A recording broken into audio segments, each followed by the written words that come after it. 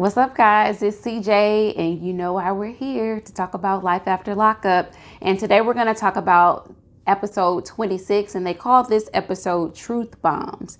But before we get into all of that, first make sure that you thumbs up this video, and also make sure to subscribe to my channel so you'll be here for all the other content that I put out. Now that we got all the housekeeping out of the way, we'll go ahead and get started. I am going to make this video extremely short, or as short as I possibly can, just because I don't feel like talking about it a lot because we didn't get a ton of action this episode. So we'll go ahead and just start, and we'll go in the order that they presented the couples. We'll start where we left off last week with Marcelino and Brittany. They go into their mom's hotel room after Marcelino gave her the lady at the desk, $20 to be able to go into the room. They go in, the room's empty, mom's not answering the phone, and of course Britt is worried, and she's also irritated by Marcelino because Marcelino's not taking it seriously at all.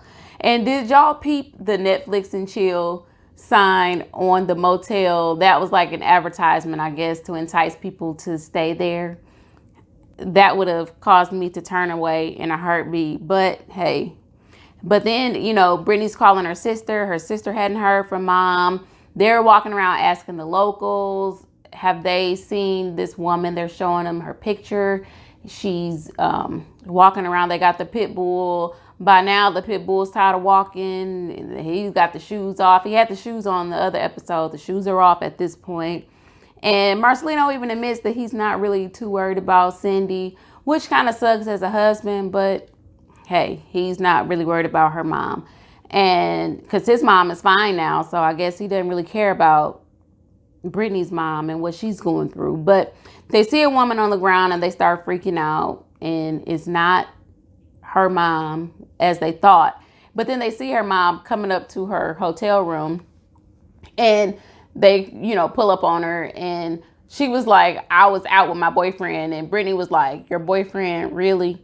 And so she was like, yeah. So Brittany's like, come home with me, please. I would feel more comfortable because police are around.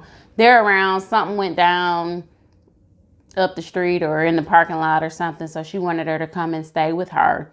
And mom admits, yeah, I was in pain. So I was out trying to score some pills. I didn't find any. So I came back home. And Marcelino was reluctant about letting her come and stay the night because he says that he's not running a rehab facility, but he is just so insensitive to this situation. And honestly, we could do without this storyline just because it is serious and it's painful to watch. And it's not about Brittany and Marcelino per se. I think now they're getting a little deep, and now they're talking about the parents. And I think that they're kind of getting a little off subject to me, but I wish her mom well, and that's where they end. Then next we have Andrea and Lamar. We open with them. Andrea is dragging the kids. She's like, hurry up and pack, hurry up and pack. We're leaving. We're getting out of here. So she's ready to get away from Lamar because she's still pissed off that Lamar took baby Priscilla to go and meet her sister Shantae without her knowing. And so Tennyson says, y'all can go. I'm staying. And he was like, you can take Nyla and Priscilla. I'm going to stay here with Lamar. He tends to side with Lamar because Tennyson knows that his mom is very irrational. She is out of her mind. And Lamar is definitely the more sensible one. And he also wants Lamar to feel like he's a part of the family. So he is going to stay home with Lamar. And so Nyla tells her mom that they should probably just break up if they're not happy, because all this arguing, it is extremely exhausting to those kids. They are stressing those kids the F out. I mean, Nyla's leave out was just everywhere. She went back to season 1 Nyla. I mean, Nyla was popping, you know, season 2 and season 3, but now her mom done stressed her the heck out. So now she is looking like it. And Tennyson, his hair is never combed, so we don't know if he's stressed or not. But Tennyson is definitely level-headed, and so is Nyla. I can say Andrea is raising some mature children, you know, even though she acts like she's a 6-year-old. And so Priscilla is feeling bad. She's feeling like, you know, she's the reason that they're going to break up. Her mom tells her that, you know, it's not her. And they go and check into a hotel, and Andrea is still fussing. And, Nyla is basically just trying to talk some sense into her mom. And she gets her mom to thinking, and she's just telling her, this is not, the example that you want to set for your children. All this fighting and fussing all the time. And Andrea, it finally dawns on her that they're going to start thinking that this is how relationships go. This toxicity is going to be healthy in relationships. And she doesn't want them to believe that. So she says that she's going to go home and talk to Lamar, and either they're going to work it out or she's going to leave. That's the end of them. So then we have Lindsey and Scott. Now, Scott comes home to all his crap sprawled around the front yard, and he calmly goes out back. He said he's not about to deal with Lindsey in this form, because he knows that nothing he can say or do right now is going to help. She's acting like a toddler. She's just showing her whole ass out there. I mean, she is just carving cuss words into the man's desk. She's throwing his pills all around, his medication. It looked like it was prescribed medication. She was carving cuss words into his desk, throwing powder all on the floor. And he just feels like if he engages with her right now, that it'll be bad. And more than likely, he's sure that she's going to go back to prison. And so, she asked him if he's been effing prostitutes recently. He tells her no, he hasn't. But he admits to, production that he has used escorts in the past, but I don't guess while he was dealing with Lindsey. And Lindsey couldn't really tell us whether or not he was dealing with him when he was with her or not. So we don't really know. And he blames prison for her stunted development, I guess, in her brain, because she still acts like a kid. Now, she throws that book at him, didn't show him the page, so we don't even really know if it's the book with the passage in it or not.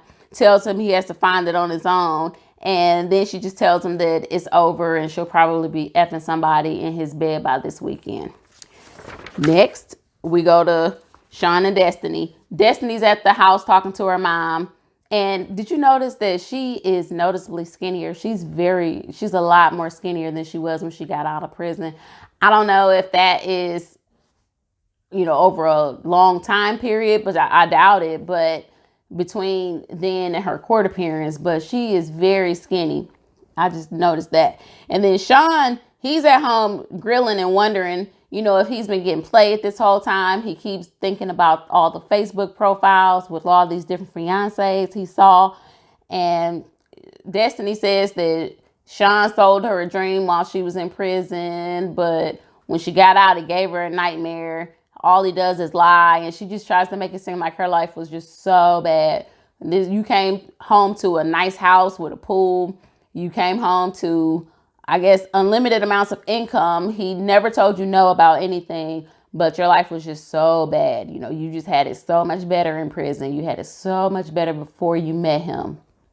Anyway, now Destiny blames her behavior on her mom's past addictions. Her mom's a former addict. And also the fact that she was raped by her uncle growing up, and she had him put away. They, pressed charges and had him arrested, and I guess he went to prison for that. And she says that whole process is what made her afraid of court. So she's still debating whether or not she'll go to court. Next, we have Shane, Lacey, and John. Now, Shane and his father-in-law, they went to the golf range to hit some balls. This is Shane's first time ever holding a golf club or ever playing golf. He says that they didn't allow him to play golf in prison. Now, he just pretends that the ball is John's head, and he's actually hitting the ball quite far, and he's hitting it pretty well. Fun fact about me, I played golf in high school, and I met Tiger Woods before, but that's just, that's neither here nor there. Anyway, Lacey, she's at some kind of restaurant. She's meeting up with a friend, and she's just catching up, with her, and she's telling her about how Shane has been working, and she slides in the fact that John reached out to her yesterday, but she didn't respond. But she tagged her location on her social media, and John saw it. He was contemplating pulling up. He drove by the place, but he didn't go in, thank God. And also, Pops ends up telling telling Shane that John is out of jail and that Lacey told him. Well, this kind of makes Shane suspicious because Lacey didn't mention it to him. So now he feels like Lacey is hiding something, and he's got to keep his good eye on old Lacey because Lacey might be up to her old tricks. But anyway, we then go to Sarah and Michael, who were the last couple to show their head in this episode. Now, Sarah, she dramatically stormed off last episode, and she was still storming off only to go outside and sit on the curb. Production was probably like, nah, chick, you gonna sit here. Y'all gonna have a scene. Y'all gonna work this out. Y'all gonna talk. Y'all gonna argue. Y'all gonna do whatever, but you're not leaving. So she sat down. Her and Aviana are outside sitting down at the hotel. Michael comes out. They argue back and forth in front of the kids, of course, upsetting the kids. The kids are just sitting there. They're yelling and going off. And Sarah keeps saying how Michael didn't bother to give her the props that she deserved for taking care of the kids while he was just off gallivanting and, philandering or doing whatever he does with the whatever woman of the week that he decides to be with. And he says that he left because they weren't together. No, you left because you saw something that you thought was enticing in Florida, and so you wanted to go there, and it turned out to be a walking nightmare. So now you don't know what you're gonna do. And Maria probably has cut him off at this point, truth be told. But anyway, they're still yelling and arguing, and Michael just basically tells her to go home and he'll be there later and they'll talk after they've had a chance to cool off. And that is where this episode ended. There was not a lot to this episode. I don't think I left anything out, but if I did, we can definitely talk about it in the comments below. And I hope y'all enjoyed the condensed version. I'll try not to give this video much anymore just because, for one, nobody really watches past like the first 10 minutes. So I thought I would give y'all something a little light, get straight to the point. But with that being said, I'm out of here. Don't forget to thumbs up this video, subscribe to my channel. I'm CJ, and I will see you all in the next one. Bye.